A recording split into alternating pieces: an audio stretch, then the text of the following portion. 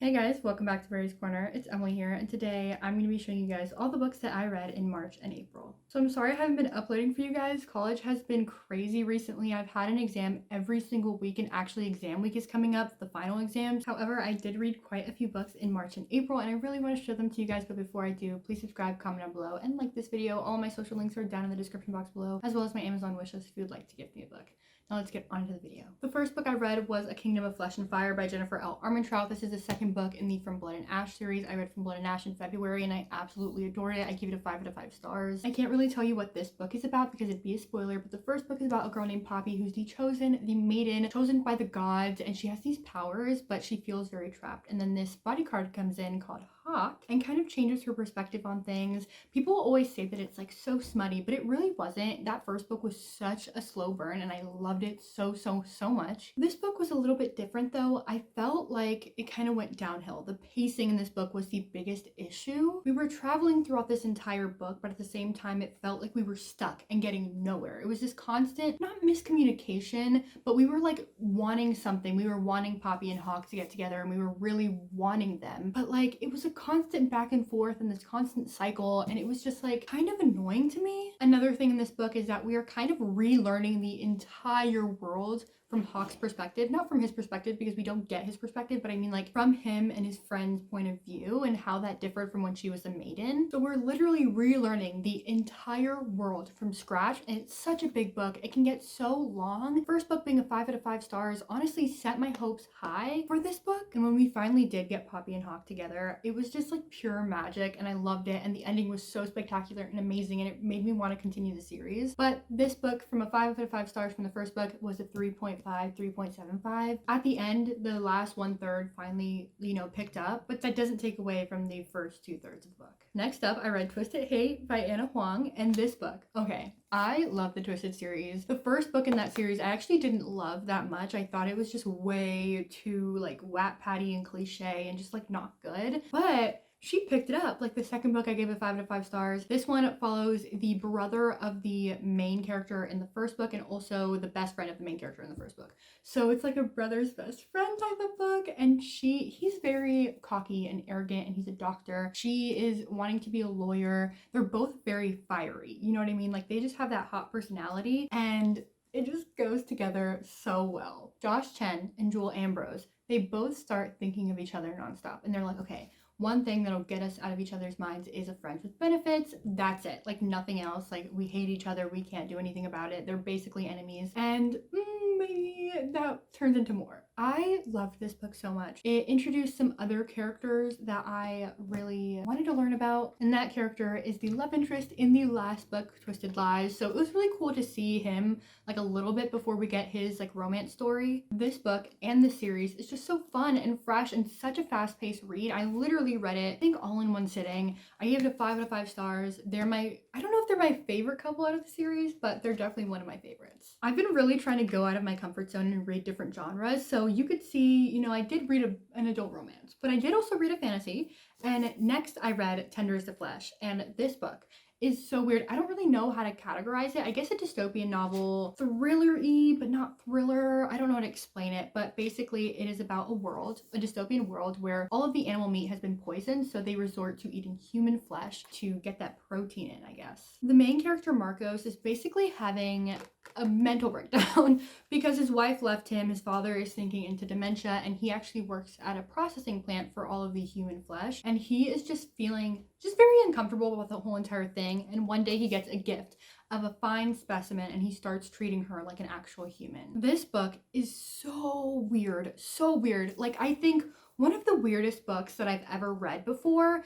I think his choices were very questionable and I constantly was trying to make excuses for him and was like, oh, well, but like he's in this situation, and oh, but like he's a great guy, and oh, but his father's feeling this and his wife's doing this, and like his decisions are just so questionable, and at least me, I just constantly try to make excuses for him. But then you get to the end and you're just like, I can't make excuses for you anymore, but I want to so bad. Like, oh my gosh, this book, it literally had my jaw on the floor. However, I did give it a 4 stars because, one, again, it's just not my genre, so I think it was a little harder for me to get into than any other book that I've read before. It is only like 210 pages, so in theory it should be very quick.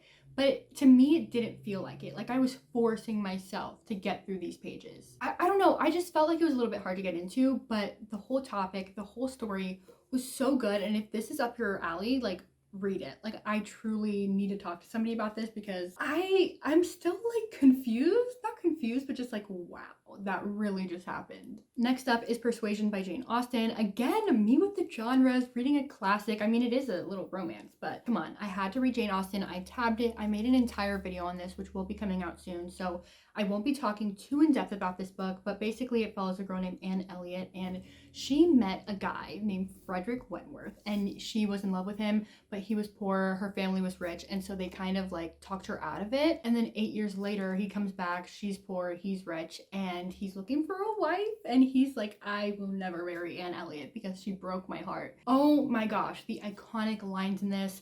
I feel like I read this quite fast because I was just excited about tabbing it and being like, ugh, I'm reading a Penguin classic. But in all honesty, I think this is such an accessible classic. Like, it's a romance book, and also Bridgerton being out, like you can kind of read it how they're saying it. Like think about that while you're reading it. I didn't, but like if you struggle with that type of thing, maybe do that. I don't know. I was struggling between giving this a 4 or 5 star. I ended up giving it a 5, but again, watch that video if you want to hear my thoughts on it. Going into another adult romance, Secretly Yours by Tessa Bailey. I feel like Tessa Bailey is such a staple. You have to read at least one of her books. And now I feel like whatever she comes out with, I am picking up. I immediately got this when she came out with it because it's a very new release. Basically, it follows a girl named Hallie Welch, and she's been in love with Julia Voss since she was 14. They kissed, or almost kissed, when she was 14 at his vineyard, and ever since she's just been infatuated with him. He comes back into town. She's a gardener, and she starts working outside of his garden, and he's very like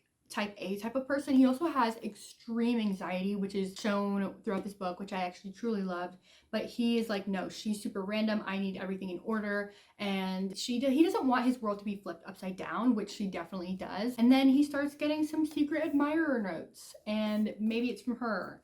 It's definitely from her. And I gave this book a 4.5 out of 5 stars. The reason for it being is because I loved this book. I loved the characters in this book. I loved the anxiety portrayal. I enjoyed their banter. I enjoyed when they were close. I thought it was so cute. But something was off. And after thinking about it for a little bit, it was the secret admirer letters. I hated them. I did not think that they should have been in this book. It did not serve any purpose. I mean, it didn't even bring them closer, like admitting some certain parts of themselves deep down. Like, it didn't even do that. So I didn't get the point of it. I thought that they formed a really great romance outside of the secret admirer letters, and I wish it just would have taken him out. So 4 to 4.5. Everything else though, it's like a Tessa Bailey classic. Like everything about it, the banter, the scenery, the plot, so beautiful. Loved everything about it. I think she's gonna come out with more books in this like world, so I cannot wait to get my hands on the rest of them. The next couple of books I don't physically have with me. So the first one is Fences by August Wilson. This is not actually a novel, it's a play that was made into a movie, and I did a presentation on it, and it follows the average African-American household in the 1950s. And so it basically just follows this crazy, difficult, dysfunctional family dynamic.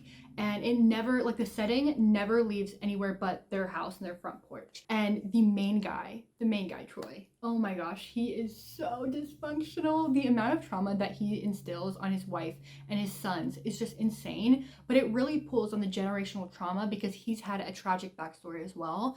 It's crazy. You pick sides, you feel heartbroken, you cry, especially watching the movie. It's just, oh my gosh, so sad. But it really gives you an insight into an average African-American family household. Like, it's just really good. I really want you guys to watch that movie, read the play. It's amazing. But yeah, 5 out of 5 stars. The next 2 books I'm going to quickly gloss over because they're Wattpad books. I had fallen into a reading slump, and I feel like Wattpad books are always the books that I read when I get into a reading slump. So the first one was Lila. It basically followed a girl where her brother died, and this guy comes in. He's super mysterious, super like dark, and like, not like other guys, and she's super quirky. I enjoyed this book. I think near the end, it just fell off for me completely. Like, completely. Like, I felt like there was no point to the story. I didn't want to keep reading. Another thing that I also didn't like was that the girl was so young, like so young. She was 19, I think, 18, 19 in this book, and then the guy that she was with was like maybe 25 or something like that. So it was an age gap romance, which I don't really mind, but you could tell it was written by somebody so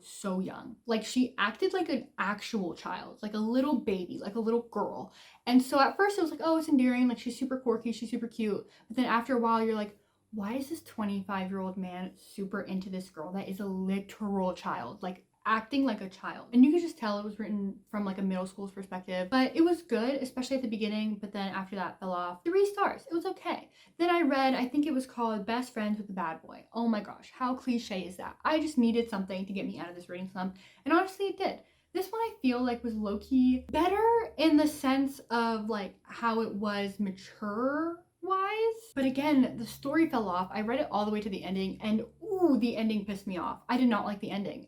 Something about these endings are just like really annoying me. I think I was mad because the actual relationship aspect of this story never happened. It just wasn't good. 2 to 3 stars. I'm almost done, guys. Oh my gosh. Then I read The Crown of Guilt and Bones by Jennifer L. Armentrout. This is the 3rd book in the From Blood and Ash series. This one, it's been going downhill. The entire book, I just was not interested. We just kept, again, the pacing, like we kept going from place to place to place to place to place, like so quickly. Things just keep getting added. Her lineage, Poppy's lineage, it changed 5 times in this book where she was from. I was like, are you kidding me? I know that she's finding out herself, but like, be so for real. Like, is this independently published? Because, oh my gosh, the amount of just twists and turns, and not in a good way, like making me confused type of way. I feel like she could have made this book, I don't know, 200 pages shorter and taken out some of the weird lineage stuff, and we could just find out at the end. But her endings always get me. I rated this book a 3 stars, but when I read the ending, I was like, I gotta read the next book. I don't think I'm going to read it anytime soon because I just need to take a break from this series. I read it every single month and it just keeps going downhill, and I'm sure the next book is also going to go downhill, maybe to 2 stars, who knows. I think if you're going to read this series, just read the first one, low-key. I think that's all you have to do because it low-key goes downhill, but I don't know. If you enjoy it, maybe read the second. This is just my opinion. Next up, I buddy read a book with Head Over Books and The Retro Reader on Bookstagram, and it was When Dimple Met Rishi by Sandhya Menon. This book was very popular in the mid-2000s, and I feel like Indian representation is just not shown enough in the media, especially with books, and this book was like one of the most popular YA books in that time. So I finally read it. It basically follows a girl named Dimple Shah and Rishi Patel, and they are set up into an arranged marriage. Rishi knows about it, but I almost said Patel. Dimple doesn't know about it, and so when they meet, they kind of get off on the wrong hand because he thinks that she knows. They go to this summer program together, and it just friendship to romance, and it's so good. First off, it was just amazing to learn about Indian culture. Again, it's not shown in the media enough. I feel like they don't absorb enough of their culture, and this book was just so amazing to show that. It was so beautiful, so amazing, and the main characters. Okay, Rishi, I love him so much. Recently, I haven't been wanting to read YA because it's just been so young. And I feel like with adult romance, you get this pining, you get this obsession, like this longing. Like this guy wants her so bad since the beginning. And I feel like in YA books, it's very tame. It's like, oh, you like me, I like you. This book was so different with that. Rishi loved Dimple, like loved her, obsessed with her, was pining for her from the very beginning. The iconic lines were there. And I think that's why this book hit so hard for me. It was still young, but also felt mature, like they're 18 years old, and it felt like that. It truly did. And I mean, they're definitely quirky, like he's into comic books and she's just into, like, she's a nerd, she's into like coding and stuff, but it worked so well. I loved the relationship. I ended up giving this like a 4.5 to 5 stars. I know that this isn't like the best book of all time. There are definitely some cheesy parts and parts that like you're just like, okay, come on, like let's be so for real. But I think getting out of a reading slump, this is exactly what I needed. And it was just so fun, fast paced, and I loved it. So maybe it'd be a lower star for you, but for me, I think it's worth the 4.5 rating. Okay, so next up, Twisted Lies. I finished Anna Huang's series. This one actually followed the guy that I was talking about before, Christian Harper. He's basically a guy that owns a surveillance company, and he's, again, very closed off, very like macho guy, like not like other guys, like doesn't want a relationship. And then he meets Stella Alonso, who's super sweet and shy, but she's also a public influencer and she actually has a stalker. So him being a surveillance guy, she has a stalker. Boom, they start actually fake dating. So fake dating trope in here, and Grumpy Sunshine, and a guy falling first from the beginning, like obsessed with her from the beginning. That's in this book.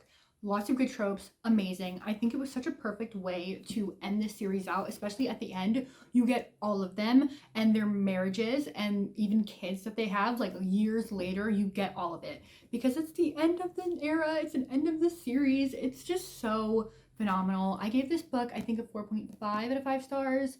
There were some things that I felt like, I don't know, something was missing. I don't think it was a full 5 out of 5, but I definitely loved it. If you like the first book better out of the series than the other two, then I think this will also be one of your favorites. If you like the second two, like the middle ones, I think this will, I don't know, you'll enjoy it, but it probably won't be your favorite. The first two, the middle two will probably be your favorite. The last book I read is P.S. I Like You by Casey West. Casey West, okay, this is an author that I read in middle school and early high school, and this is actually a reread for me, but it still holds up. Like, I love her. She's such a YA staple. It, like, you get it at the Scholastic Book Fair. Remember when you guys went to the Scholastic Book Fair? Obsessed. Basically, it follows a girl named Lily, and she scribbles some of her favorite song lyrics on her desk, and you know, somebody responds and they start like this little conversation and she falls for this person. But is it her enemy? Who knows? One of the best things about this book is that the chapters are so short, like 1 to 3 pages long. Absolutely short. You get through it so fast. I read this in one sitting, like in just a couple hours. It's also quite a short book too, but you get some tension. You really do. It is young, it is YA, but it's just fun. It's just fun. The main character is a not like other girl type of girl. You know what I mean? She's just quirky and awkward, and her family life is crazy. A lot of family dynamics in this book, which I actually do enjoy. I feel like it's just good and well-rounded. I think it's a great start into YA if you're wanting to get into it, and just, yeah, just fun. So those were all the books that I read in March and April, quite a bit. I'm so happy. I'm over 32 books now read for the year, which is past my goal. I think my goal was 65 or 70, one of those two. But I've been reading about 80 books a year, so I'm very happy about that. Let me know what books you read in March and April. I love you guys so much. Please subscribe, comment down below, do whatever you want to do, and goodbye.